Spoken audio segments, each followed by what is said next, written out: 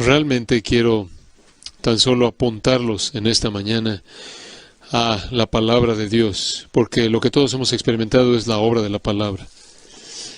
Y ese es el tema apropiado para nuestra celebración. Hay un texto que ha sido señalado con respecto a esto, 2 Timoteo capítulo 3, si me acompañan ahí. Únicamente vamos a hacer una referencia general a esto y después vamos a otras porciones de la Escritura que quiero presentarles. En 2 Timoteo capítulo 3, versículo 14, leemos en la palabra de Dios: pero persiste tú en lo que has aprendido y te persuadiste, sabiendo de quién has aprendido, y que desde la niñez has sabido las sagradas Escrituras, las cuales te pueden hacer sabio para la salvación por la fe que es en Cristo Jesús. Toda la Escritura es inspirada por Dios y útil para enseñar, para redarguir, para corregir, para instruir en justicia, a fin de que el hombre de Dios sea perfecto, enteramente preparado para toda buena obra. Te encarezco delante de Dios y del Señor Jesucristo, que juzgará a los vivos y a los muertos en su manifestación y en su reino, que prediques la palabra, que instes a tiempo y fuera de tiempo, redarguye, reprende, exhorta con toda paciencia y doctrina. Permítanme detenerme ahí, porque ese versículo 2 ha sido el mandato de mi vida, que prediques la palabra a tiempo y fuera de tiempo. Eso significa todo el tiempo. Y eso es lo que me he esforzado por hacer. Yo vengo a este púlpito el domingo y a lo largo de estos años he predicado 2 o 3 o a veces 4 veces el domingo, y en los primeros años comenzó el miércoles, después en este último mitad de este siglo por este país y prácticamente por todo el mundo. Y siempre he predicado la palabra. Siempre he abierto la palabra de Dios. No puedo pensar en que pueda yo decir algo que es importante, que yo pueda decir. Estoy habiendo sido encarecido delante de Dios y del Señor Jesucristo, que juzgará a los vivos y a los muertos. Eso me incluye en su manifestación y en su reino. Se me ha mandado el predicar la palabra. Me he esforzado por hacer eso conforme a lo mejor de mi capacidad. Estoy agradecido porque esta iglesia me ha permitido tener el tiempo para realizar la preparación, pasar 3 días o algo así cada semana de este medio siglo simplemente estudiando la palabra de Dios. Y puedo decirles ahora que no ha habido un momento de cansancio a lo largo de los 50 años en la palabra de Dios. He tenido momentos cansados por mi propia debilidad, cansancio por algunos de los desafíos, y he tenido cansancio por algunas de las personas, algunos de los asuntos difíciles que enfrentamos. Nunca me he cansado de la palabra de Dios. Da vida. Da vida. Ya ha hecho eso en nuestra iglesia. Entonces, quiero tomar algunas palabras de David. Salmo 138. Te alabaré con todo mi corazón. Delante de los dioses te cantaré salmos. Me postraré hacia tu santo templo. Y alabaré tu nombre por tu misericordia y tu fidelidad. Porque has engrandecido tu nombre y tu palabra sobre todas las cosas. Dios ha exaltado su palabra al nivel de su nombre. Cuando exaltamos su palabra, exaltamos a Dios. La verdadera adoración es la exaltación de la palabra de Dios. Y hemos hecho eso juntos por medio siglo. La historia de esta iglesia no es la historia de un hombre, no es el resultado de el trabajo de un hombre, no es el trabajo de muchos hombres y muchas mujeres. Es el registro de esta iglesia que, si se hablara del registro de la historia de esta iglesia, es realmente la obra de la palabra de Dios mediante el Espíritu. Como Martín Lutero dijo, no hice nada, la palabra lo hizo todo. La Escritura ha dominado los púlpitos, salones de clases, pláticas, los hogares y vidas de esta congregación durante medio siglo. Y hemos experimentado la realidad de Isaías en sus palabras, cuando dijo, porque así como desciende el agua y la nieve de los cielos, porque como desciende de los cielos la lluvia y la nieve y no vuelve allá, sino que riega la tierra y la hace germinar y producir y da semilla al que siembra y pan al que come, así será mi palabra que sale de mi boca. No volverá a mí vacía, sino que hará lo que yo quiero y será prosperada en aquello para que la envíe. Cuán maravilloso es eso, que cuando usted proclama la palabra de Dios, ha predeterminado Dios lo que hará con ella. Sabemos lo que la obra de la palabra es, como lo acabamos de leer. Produce salvación, produce santificación, produce madurez espiritual, crecimiento espiritual, llena el corazón de esperanza, derrama verdad en la mente y vida, capacita para vivir esa verdad. En Hechos 20:32, el apóstol Pablo le dijo a los ancianos en Efeso, y ahora os encomiendo a Dios y a la palabra de su gracia, la cual tiene poder para sobreedificaros y daros herencia entre los santificados. La palabra de Dios está diseñada para edificarlos. Eso es lo que hemos vivido en estos 50 años y lo hemos visto. En 1 Tesalonicenses 2:13, Pablo escribe, agradecemos sin cesar a Dios de que cuando recibisteis la palabra de Dios, la cual oísteis de nosotros, la recibisteis no como la palabra de hombres, sino por lo que realmente es, la palabra de Dios, la cual actúa en vosotros los que creéis. Hebreos 4:12 dice, la palabra de Dios es viva y eficaz y más cortante que toda espada de dos filos. Como iglesia, hemos llegado a creer que la palabra de Dios es revelación divina. Toda la Escritura es inspirada por Dios. Hemos llegado a creer que esa revelación fue colocada a través de las mentes de los escritores de la Escritura, de tal manera que no escribieron sus propias ideas, sino que hombres santos fueron movidos por el Espíritu Santo a escribir la Escritura. Hemos llegado a la convicción, a partir de estudiar, a la convicción de que la ley de Jehová es perfecta, no tiene error. Que como dice Proverbios 30, dice, toda palabra de Dios es limpia. Hemos llegado a la convicción de que tiene la autoridad, como en Isaías 1, versículo 2 dice, oíd, oh cielos, y oye tú, oh tierra, porque Jehová ha hablado. Cuando Dios habla, escuchamos. Hemos descubierto que la palabra de Dios es suficiente. Cubre todo que podemos llegar a necesitar. Nunca podría yo haber llegado este día sin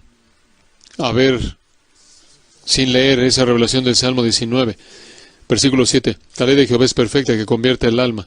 El testimonio del Señor es seguro, que hace sabio al sencillo. Los preceptos de Jehová son puros, que alegran el corazón. El temor de Jehová es limpio, que permanece para siempre. Los juicios de Jehová son verdad, todos justos. Esa es la suficiencia de la Escritura. Hemos llegado a entender que la Biblia también define, es determinante. Juan 8:44, el que es de Dios oye las palabras de Dios. Vosotros, por tanto, no las oís porque no sois de Dios. Aquellos que le pertenecen a Dios oyen las palabras de Dios, tienen hambre de ella. Aquellos que no tienen interés en ellas no son de Dios. Hemos llegado a creer que es clara la palabra, que es, como dice el Salmo 119, es lámpara a nuestros pies y lumbrera a nuestro camino. Y hemos llegado a descubrir que la Biblia también es en última satisfactoria. Como dice Juan, estas cosas os he escrito para que vuestro gozo sea cumplido. Encontramos nuestro gozo en la palabra de Dios. Venimos domingo tras domingo tras domingo, y la palabra de Dios es fuerte, poderosa y penetrante, y nos convence de pecado, y hay reprensión, y hay restauración. Hay convicción y hay consuelo. Pero hay gozo en todo esto. Encontramos nuestro gozo en la palabra de Dios. Podría dividir lo que creemos de la palabra de Dios en 4 términos simples. Reconocimiento. Usted sabe lo que significa. Sabemos lo que significa. Convicción. Creemos lo que dice. Sumisión. Obedecemos con gusto lo que dice. Y la final, afecto. La última, la amamos. Amamos la palabra de Dios. Salmo 1 dice, bienaventurado el varón que no anduvo en consejo de malos, ni estuvo en camino de pecadores, ni en silla de escarnecedores se ha sentado, sino que en la ley de Jehová está su delicia. Eso nos define a nosotros. Nuestro deleite está en la ley del Señor. No estamos aquí para ser entretenidos. No estamos aquí para hacer una audiencia de algún tipo de show que se presenta aquí. Estamos aquí para ser alimentados con la palabra de Dios porque en eso nos deleitamos. Salmo 40, versículo 8 dice, me deleito en hacer tu voluntad, oh mi Dios. ¿Por qué? Porque tu ley está escrita en mi corazón. Es un deleite de corazón, no una experiencia momentánea. No es que de alguna manera hay un levantamiento emotivo cuando nos aparecemos aquí el domingo. Vivimos en el deleite de la palabra de Dios. Emana desde la profundidad de nuestro corazón. Esto es todo el tiempo. Y es emocionante y es amplificada cuando nos congregamos de esta manera. Por eso cantamos como cantamos. No cantamos acerca de nosotros mismos, cantamos acerca de la palabra de Dios y todo lo que está revelado ahí, y lo cantamos con gozo. Salmo 119, versículo 97, lo resume. Oh, cuánto amo yo tu ley. Todo el día es mi meditación. Así es como vivimos nuestra vida, ¿no es cierto? Salmo 19, 10. Tus palabras más preciosas me son. Preciadas son más que el oro, y dulces más que la miel, la que destila del panal. Job dijo, he atesorado las palabras de su boca, más que mi alimento necesario. Amamos la palabra de Dios. Primera de Juan, capítulo 5, lo expresa. Juan escribe, por esto sabemos que amamos a los hijos de Dios, cuando amamos a Dios y guardamos sus mandamientos, porque este es el amor de Dios, que guardemos sus mandamientos, y sus mandamientos no son gravosos. Amamos la palabra de Dios, amamos obedecer la ley de Dios, la palabra de Dios, amamos proclamar la palabra de Dios. Esa es la razón por la que desde esta iglesia la palabra de Dios ha cubierto la tierra. Jesús estaba hablando a sus discípulos en Juan 6 y les dijo, después de que la multitud lo había dejado, ¿acaso queréis también iros vosotros? Y Pedro respondió en nombre de todo el grupo, ¿a quién iremos? Tú y solo tú tienes palabras de vida eterna. No hay otro lugar al cual podamos acudir, no hay nadie más con las palabras de vida eterna. Esa es la razón por la que Grace Church es lo que es, esa es la razón por la que ustedes están aquí. Yo sé por qué la gente viene a esta iglesia y sé por qué no vienen. Vienen porque sus almas anhelan el gozo satisfactorio de la Escritura. No vienen porque ese no es su interés. Somos el pueblo de Dios. Somos una iglesia redimida, espiritualmente viva, que tiene hambre de su palabra, porque solo ella alimenta nuestra alma, satisface nuestro anhelo y nos conforma al Cristo que amamos. Somos lo que somos, no por el hombre, somos lo que somos por un libro, debido a un libro, la Escritura. Y debido a que estamos tan inmersos en la palabra de Dios, entendemos la doctrina, entendemos la adoración, entendemos la virtud espiritual, entendemos la vida espiritual, el ministerio espiritual. ¿A dónde acude la gente para encontrar eso? Solo está disponible en donde la palabra de Dios domina. Amamos la Biblia. No. Ahora, ¿por qué ese es el caso? ¿Es porque de alguna manera somos más inteligentes que otras personas en alguna otra iglesia? ¿Es porque de alguna manera somos más espirituales? ¿Por qué es que tenemos este amor? Permítanme comenzar al pedirle que vean el primer capítulo de 1 Tesalonicenses. Aquí está el principio de la respuesta a esa pregunta. ¿Por qué amamos la palabra? ¿Por qué? ¿Por qué hace su obra en nosotros como lo hace? Pablo, escribiéndole a los tesalonicenses en el capítulo 1, 1 Tesalonicenses, versículo 2, damos siempre gracias a Dios por todos vosotros, haciendo memoria de vosotros en nuestras oraciones, acordándonos sin cesar delante del Dios y Padre nuestro de la obra de vuestra fe, del trabajo de vuestro amor y de vuestra constancia en la esperanza en nuestro Señor Jesucristo, porque conocemos, hermanos amados de Dios, vuestra elección. ¿Cómo es que nos volvimos los que somos? ¿Cómo es que llegamos a ser una iglesia como la de Tesalónica? Y yo con frecuencia digo que Grace Church es como la iglesia de Grace es como la iglesia en Tesalónica. ¿Cómo pasó esto? ¿Cómo nos volvimos un grupo de personas que cumple con la obra de su fe, el trabajo de su amor y su constancia en la esperanza en nuestro Señor Jesucristo y en la presencia del Dios y Padre nuestro? Porque fuimos elegidos, fuimos escogidos. Versículo 5. Pues nuestro evangelio no llegó a vosotros en palabras solamente, sino también en poder, en el Espíritu Santo y en plena certidumbre. ¿Por qué? Porque fuimos escogidos. Versículo 6. Y vosotros vinisteis a ser imitadores de nosotros y del Señor, recibiendo la palabra en medio de gran tribulación con gozo del Espíritu Santo. ¿Cómo pasó eso? Fuimos elegidos. Ustedes se volvieron un ejemplo a todos los de Macedonia y de Acaya que han creído. Versículo 8.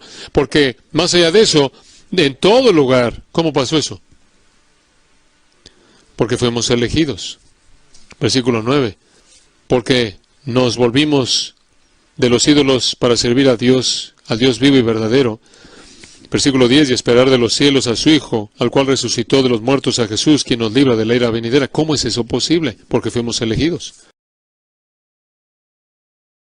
Pablo nos ayuda a entender eso en 1 Corintios capítulo 1, entonces veamos eso por tan solo un momento breve. En esta porción tan rica de la Escritura, comenzando en el capítulo 1, versículo 18, hasta el capítulo 2, allá en adelante, tenemos un contraste entre aquellos que no reciben la Escritura, que no creen la Biblia, y aquellos que sí la creen y la reciben. Y simplemente tocando de manera ligera lo que este gran texto dice. Aquí está la razón por la que los cristianos, los no cristianos más bien, no aceptan la Biblia. Versículo 18 dice, porque la palabra de la cruz, el mensaje divino, el centro del cual es Cristo y la cruz, es locura a los que se pierden. El mensaje es irracional. El término es torpe, es absurdo, no es apto. No le gusta la razón humana, no es apto para la razón humana. Esta idea de un judío crucificado por los romanos, siendo Dios, el Dios eterno, quien decretó el universo, creó el universo y resucitó de los muertos, el único Salvador, el único Dios vivo y verdadero, el único Redentor, el cristianismo, la única religión verdadera, las demás han surgido del infierno. Para la mente no regenerada eso es irracional. La gente no cree en segundo lugar porque la esfera no solo es irracional, sino inalcanzable. Observa el versículo 19. Pues está escrito, destruiré la sabiduría de los sabios y desecharé el entendimiento de los entendidos. En otras palabras, no puedes llegar a esta verdad al ser sabio y entendido. ¿Dónde está el sabio? Versículo 20. ¿Dónde está el escriba? ¿Dónde está el disputador de este siglo? ¿No ha enloquecido Dios la sabiduría del mundo? Pues ya que en la sabiduría de Dios, el mundo no conoció a Dios mediante la sabiduría. Agradó a Dios salvar a los creyentes por la locura de la predicación. La gente por sí misma en el mundo no puede alcanzar este conocimiento. La palabra de Dios es irracional, es inalcanzable. Jeremías dijo, los sabios, he aquí, han rechazado la palabra de Jehová, entonces, ¿qué sabiduría tienen? En tercer lugar, inclusive, no es atractivo. El mensaje no es lo que mucha gente está buscando. Versículo 22, porque los judíos piden señales y los griegos buscan sabiduría, pero nosotros predicamos a Cristo crucificado, para los judíos ciertamente tropezadero y para los gentiles locura. El mensaje no es atractivo. Quieren algo más filosófico. Los judíos quieren señales, una señal en el cielo. Ni siquiera la señal de la resurrección les agradó. No ofrecemos señal alguna. Y esto no es algún tipo de mensaje esotérico, filosofía esotérica.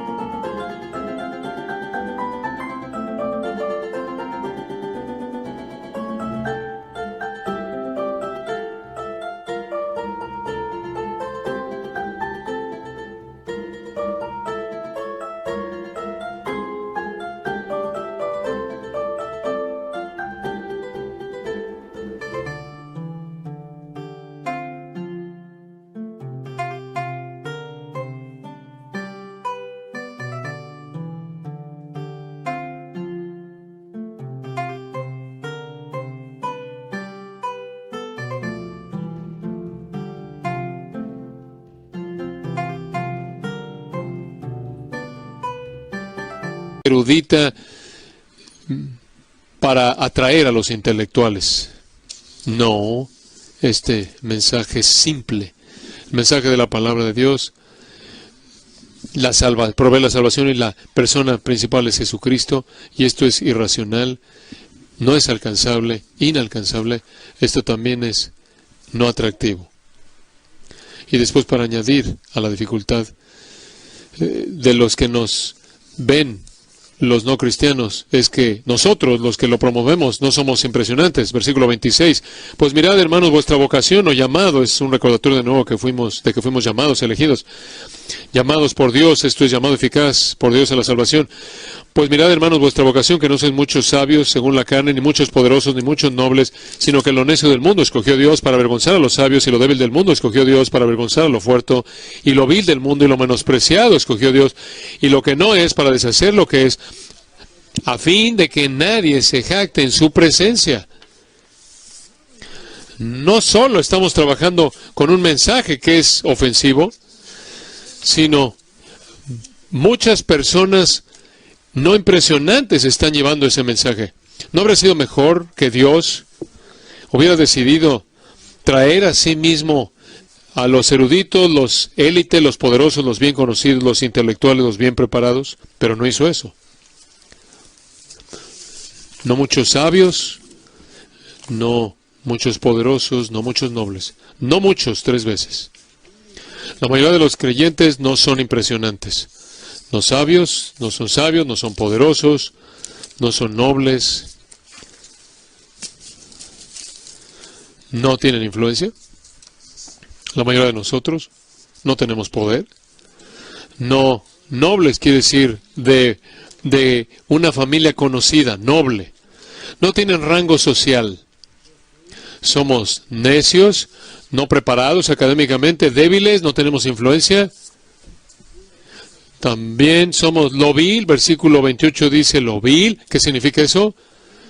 Vil significa agenos, significa insignificantes. Peor que eso. Somos lo que no es. Eso es el verbo eimi. Ni siquiera existimos. Desde el punto de vista del mundo, ni siquiera existimos. Tenemos un mensaje racional, un mensaje no atractivo, personas no atractivas que lo comunican. Inclusive los predicadores no son personas que están en tono con la sociedad. Observen el capítulo 2:1. Así que, hermanos, cuando fui a vosotros para anunciaros el testimonio de Dios, no fui con excelencia de palabras o de sabiduría, pues me propuse no saber entre vosotros cosa alguna sino a Jesucristo y a este crucificado, y estuve entre vosotros con debilidad y mucho temor y temblor, y ni mi palabra ni mi predicación fue con palabras persuasivas de humana sabiduría, sino con demostración del Espíritu y de poder, para que vuestra fe no esté fundada en la sabiduría de los hombres, sino en el poder de Dios. Todo parece ir en contra de nosotros. No somos oradores. No somos los famosos. No somos los influyentes. No somos los poderosos. No somos los filosóficos. No somos los intelectuales. Somos no impresionantes. Así nos ve el mundo. Hay un historiador que ha escrito 7 volúmenes de la predicación y tiene una sección que habla de mí. 7 volúmenes que hablan de la predicación.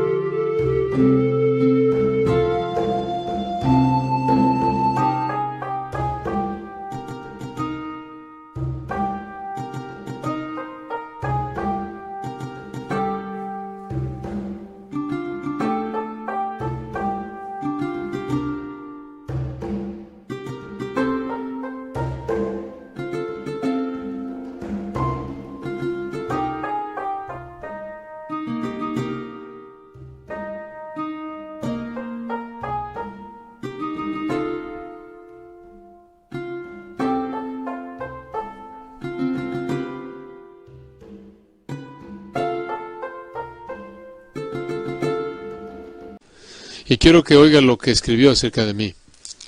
Esta es una cita. La manera de hablar de MacArthur terriblemente está fuera de moda. Pero quizás él conoce algo que el resto de nosotros no conoce. ¿Por qué es que tantas personas escuchen a MacArthur? Este producto de todas las escuelas equivocadas. ¿Cómo puede llenar una iglesia el domingo por la mañana en una época en la que la asistencia a la iglesia ha decrecido seriamente? Aquí está un predicador que no tiene nada en términos de una personalidad atractiva o un físico atractivo o carisma.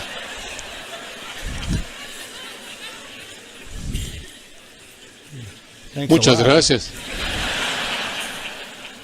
Aquí hay un predicador que no nos ofrece nada en términos de empaque homilético sofisticado. Nadie sugeriría que él es un maestro en el arte de la oratoria. Lo que él parece tener es un testimonio de la autoridad verdadera. Él reconoce en la Escritura la palabra de Dios. Y cuando él predica, es la Escritura la que uno oye. No es que las palabras de John MacArthur son tan interesantes como lo es que la palabra de Dios es de un interés que sobrepasa todo. Esa es la razón por la que uno escucha. Creo que lo entendió. Podría haber sido más amable en el proceso.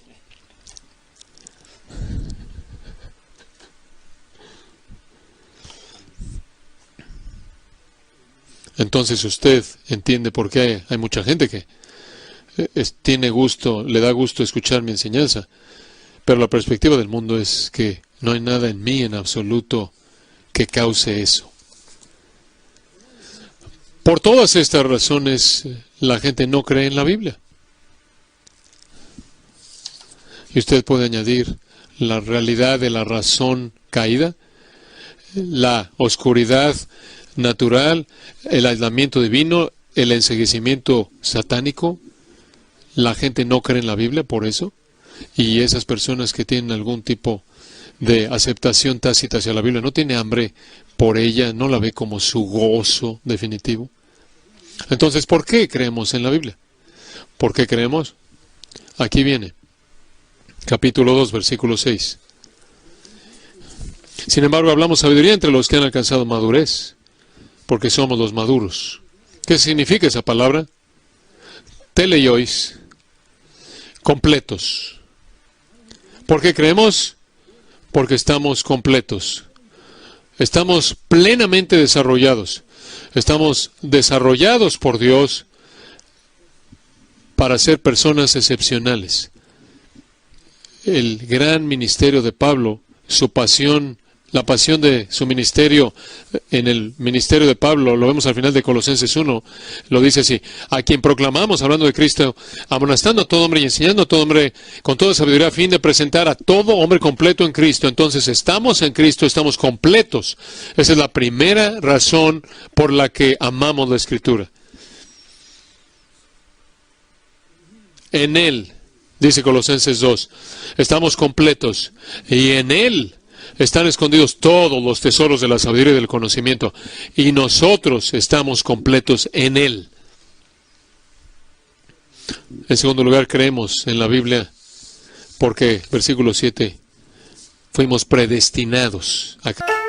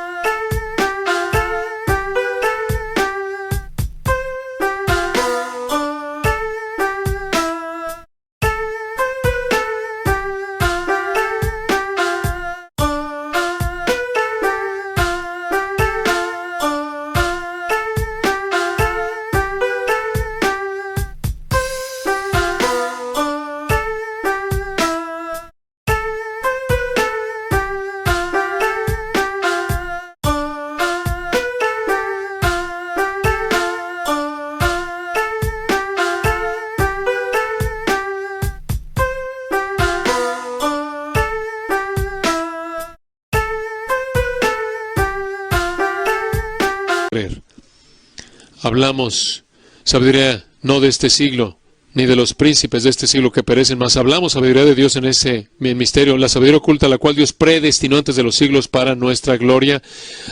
Crees la Biblia porque Dios te predestinó a creer en esto.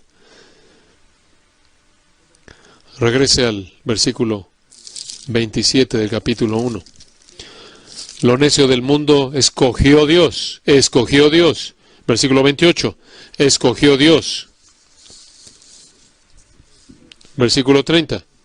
Mas por Él estáis vosotros en Cristo Jesús, el cual nos ha sido hecho por Dios sabiduría, justificación, santificación y redención. Es lo que Él ha hecho. Él predestinó, Él llamó, Él escogió. Y Él escogió a personas específicas, a los necios, los no poderosos, los no nobles, los menospreciados, los que no son nadie, a fin de que nadie se jacte en su presencia. No creemos porque somos más inteligentes que otros, creemos porque hemos sido hechos completos en Cristo, porque somos los predestinados y somos predestinados a gloria eterna.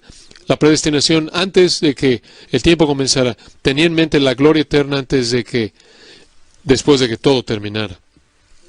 En tercer lugar, versículos 8 y 9, porque lo amamos. Versículo 8, la sabiduría que ninguno de los príncipes de este siglo conoció, porque si lo hubieran conocido nunca habrían crucificado al Señor de la gloria. Más bien lo crucificaron porque lo odiaron. Antes bien, como está escrito, cosas que ojo no vio, ni oído oyó, ni han subido en corazón de hombre. Cosas de ojo no vio, no son visibles mediante metodología empírica, ni oído yo, ni han subido en corazón de hombre. No se pueden entender de manera perceptiva, intuitiva. No está disponible. sino son las que Dios ha preparado para, al final del versículo 9, los que le aman. Hemos sido hechos completos en Cristo, hemos sido predestinados para la gloria eterna y le amamos. 1 Juan 4:10, nosotros le amamos a Él porque Él nos amó primero. Esa es la razón por la que creemos. En cuarto lugar, porque hemos recibido el Espíritu Santo, versículo 10. Pero Dios nos la reveló a nosotros por el Espíritu, porque el Espíritu todo lo escudriña, aún lo profundo de Dios. Porque ¿quién de los hombres sabe las cosas del hombre, sino el Espíritu del hombre que está en él? Así, tampoco nadie conoció las cosas de Dios, sino el Espíritu de Dios. Y nosotros no hemos recibido el Espíritu del mundo, sino el Espíritu que proviene de Dios, para que sepamos lo que Dios nos ha concedido. Lo cual también hablamos, no con palabras enseñadas por sabiduría humana, sino con las que enseña el Espíritu, acomodando lo espiritual a lo espiritual. En todo versículo dice que somos enseñados por el Espíritu, enseñados por el Espíritu.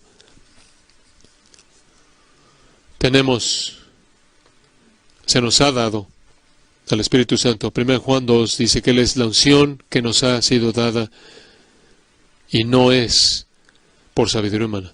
Pablo le dice a los Gálatas, es el deseo del Señor, por el deseo del Señor, al Señor le agradó revelar a su Hijo en nosotros. Y después Dios nos dio al Maestro que vive en nosotros, el Espíritu Santo. Somos el templo del Espíritu Santo. Él vive en nosotros. El Espíritu de Cristo vive en nosotros. Esa es la razón por la que entendemos la Escritura. Él es el Maestro.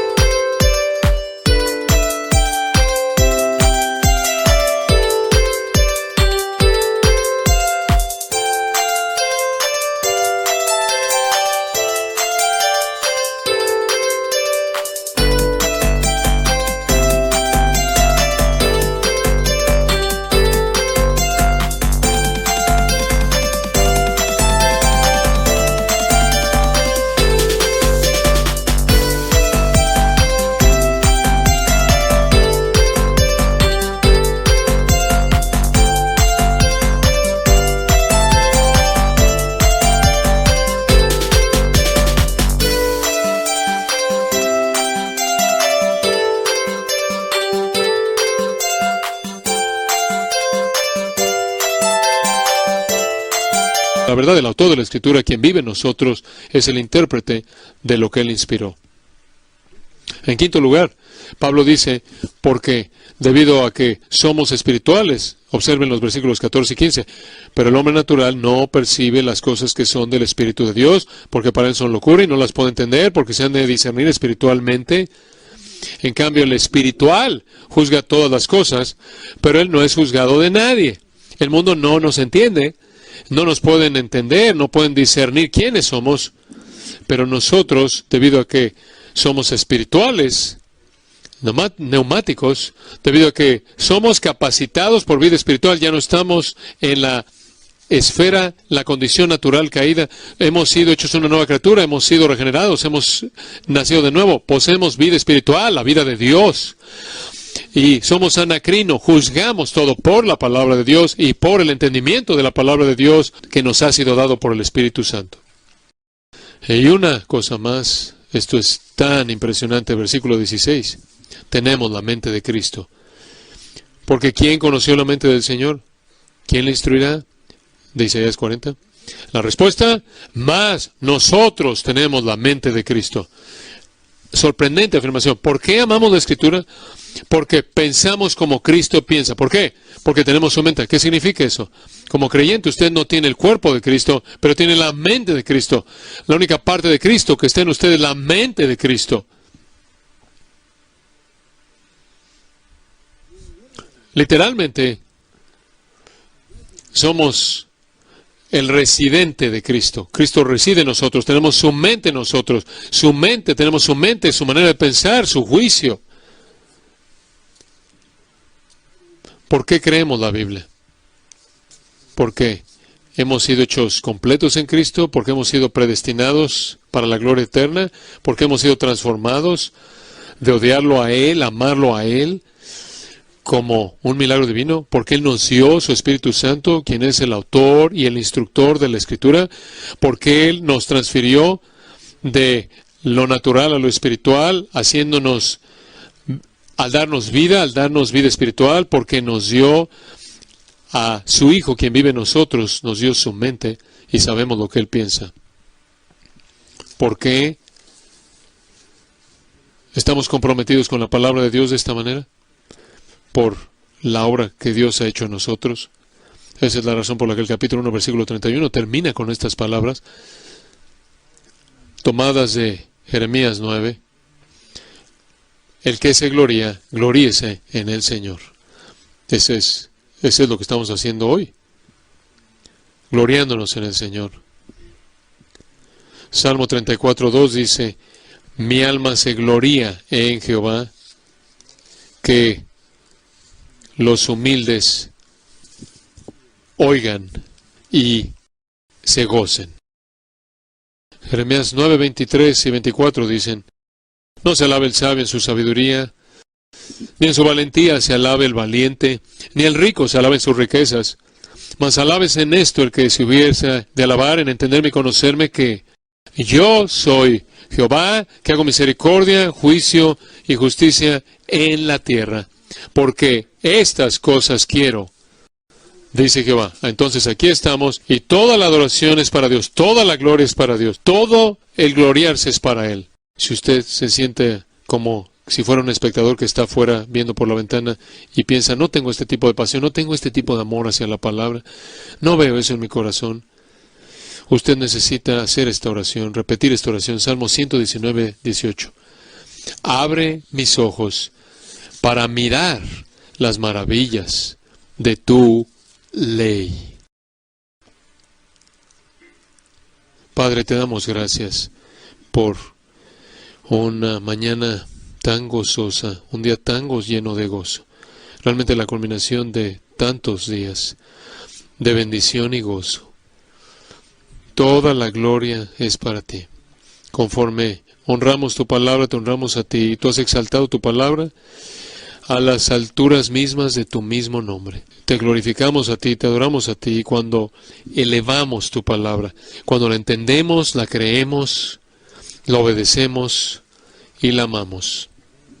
Y entonces pasamos nuestras vidas proclamándola. Gracias por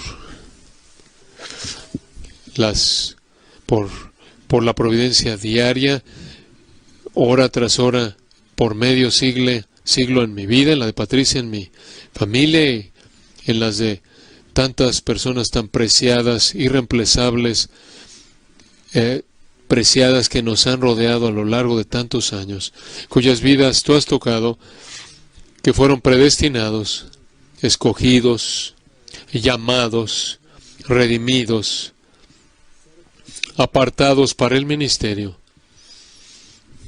aquí o inclusive de este lugar y por todo el mundo. Todo es para tu gloria y únicamente para tu gloria. Gracias por permitirnos ser testigos de lo que tú has hecho. Te alabamos con corazones agradecidos. Amén.